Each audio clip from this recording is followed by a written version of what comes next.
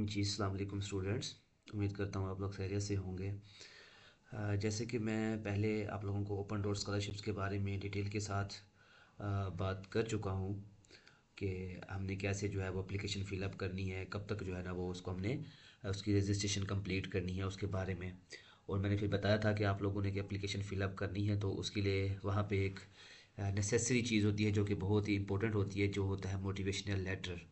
वो हमने कैसे लिखना होता है, तो आज मैं आपको ये छोटी सी वीडियो के अंदर वो बताऊंगा, क्योंकि उसमें आपको ख्याल रखना होता है कि वो मोटिवेशन लेटर जो हम वहाँ पे लिखते हैं तो उसमें हमारी एआई नहीं होनी चाहिए और प्लेज भी नहीं होनी चाहिए, क्योंकि वहाँ पे सॉफ्टवेयर्स होते हैं वो डिटेक्ट करते हैं। तो अगर आपने ये वाले टूल्स यूज़ किए होते हैं तो वो आपकी एप्लीकेशन फर्स्ट स्टेप से ही रिजेक्ट हो जाती है।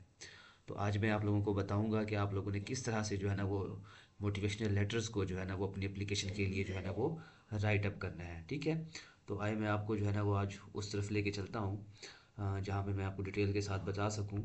सबसे पहले जैसे मैं आपको पहले ही डिटेल के साथ बता चुका हूँ ओपन डोर स्कॉलरशिप्स के बारे में, जो कि रशिया का एक बहुत ही अच्छा और काफ़ी बेनिफिट स्कॉलरशिप्स हैं। इसकी मैंने ईच एंड एवरीथिंग बता चुका हूँ आपको डिटेल के साथ पहली वीडियोज़ के अंदर, जो कि हमारे यूट्यूब चैनल पे मौजूद है, उसको आप देख भी सकते हैं।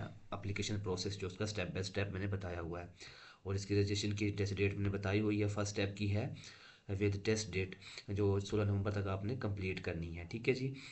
इसके बाद जो इसके अंदर मेन चीज़ थी डॉक्यूमेंट्स के लिहाज से मैंने बताया था, तो आप लोगों ने सारी उम्मीद है कि अपने अकाउंट भी बना लिया होगा और अपनी बाकी चीज़ें सारी इन्फॉर्मेशंस फिलअप भी कर ली होगी। जैसे कि यहाँ पे देखें कि मोटिवेशनल लेटर की बात हो रही थी, ये वाला मोटिवेशनल लेटर जो आज हमने वहाँ पे लिखना है वो हम कैसे लिखेंगे। ठीक है, इसके बारे में मैं आज आपको जो है ना वो डिटेल वीडियोज़ के साथ जो है ना वो अब बताऊँगा कि आप लोगों ने किस तरह इसको करना है और किस तरह आपको जो है ना वो 0% एजाई और प्लेज रिपोर्ट के साथ जो है ना वो इसको चेक कर सकते हैं और किस तरह से इसकी सेटिंग कर सकते हैं। चलिए मैं आपको लेके चलता हूँ डायरेक्ट अब कि हमने किस तरह से जो है वो इसको क्लियर करना है। सबसे पहले तो आप लोगों ने ज़ाहिर बात है आना है अपने अकाउंट पे, जो अगर आपने बना रखा हुआ है। जैसे कि मैंने भी अपनी एप्लीकेशन अकाउंट बना रखा है फॉर ओपन डोर स्कॉलरशिप्स के नाम से। तो आपने अपना अकाउंट ओपन कर लेना है और इसमें आपने अपनी सारी डिटेल्स वगैरह सारी फिलअप की हुई है, जैसे मैंने बता चुका हूँ। अगर नहीं की हुई तो मेरी पहले वाली वीडियोज़ को देख के वहाँ से अपनी सारी एप्लीकेशन जो है ना वो फिलअप करें। अच्छा, यहाँ पे देखें कि ये वाली डिटेल थी और ये वाला मोटिवेशन लेटर जो मैंने बताया वो आप लोगों को कि बहुत इंपॉर्टेंट होता है, इसको कैसे करना है। अब सबसे पहले चीज़ तो आपने अपना सब्जेक्ट सेलेक्ट करना है। वो कहता है कि इसमें से आपने 3 डोमेन सेलेक्ट कर सकते हैं, लेकिन आप कोशिश करें कि 1 करें जो आपकी मेजर है, ताकि आपको मोटिवेशन लेटर लिखने में आसानी हो। ठीक है, अब सपोज़ यहाँ पे इसने डोमेन्स बताई हुई हैं, यहाँ से आप उसने कह दिया है कि 1 से 3 डोमेन्स आप सेलेक्ट कर सकते हैं, लेकिन आप कोशिश करें कि आपकी जो मेजर है उसको ही आप फॉलो करें।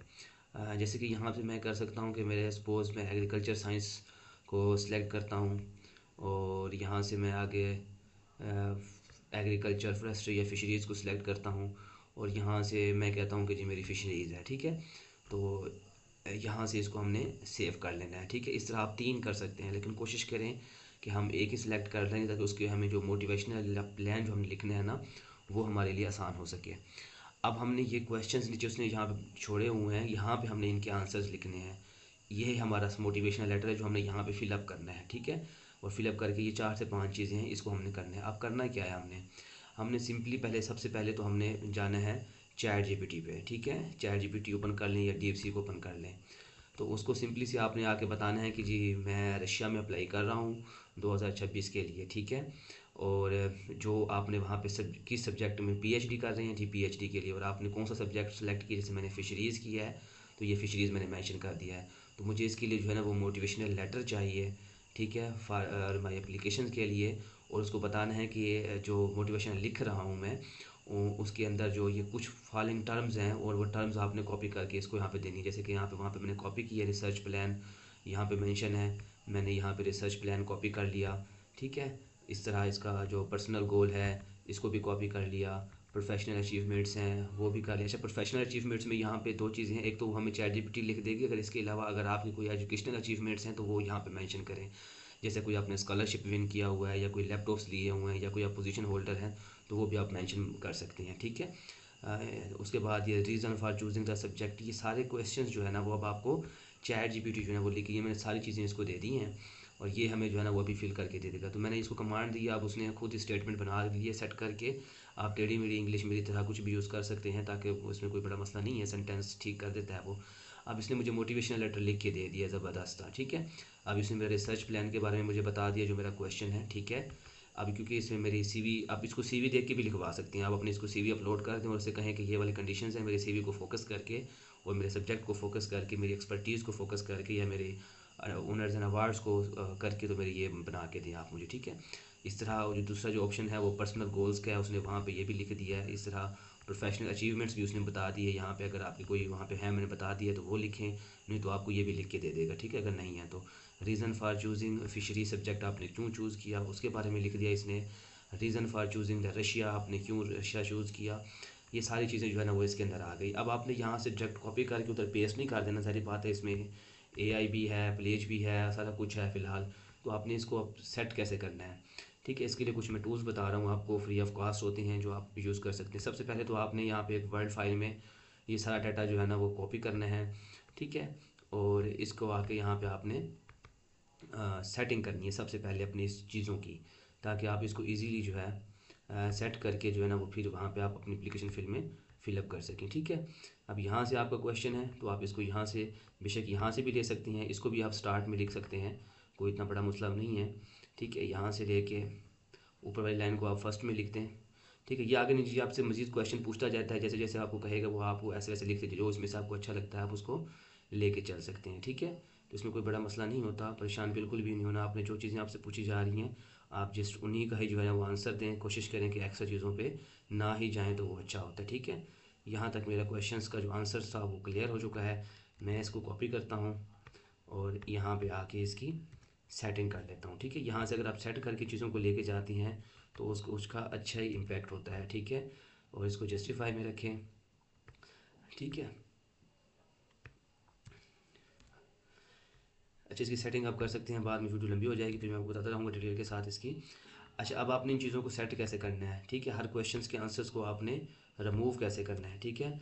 वो आप डिटेल के साथ इसकी हम बात करते हैं अभी, कि हमने यहाँ से कैसे जो है ना वो इनकी प्लेज रिमूव करनी है। छोटे छोटे पैराग्राफ्स हैं, तो इसके लिए दो से मैं सॉफ्टवेयर बता देता हूँ जो फ्री ऑफ कॉस्ट हैं, जो कि आप गूगल पे जाके इजीली फाइंड कर सकते हैं। एक तो हमारे पास होता है क्यू बोल्ड के नाम से, आप लिखेंगे, ये पैराफ्रेजिंग टूल्स है, ठीक है।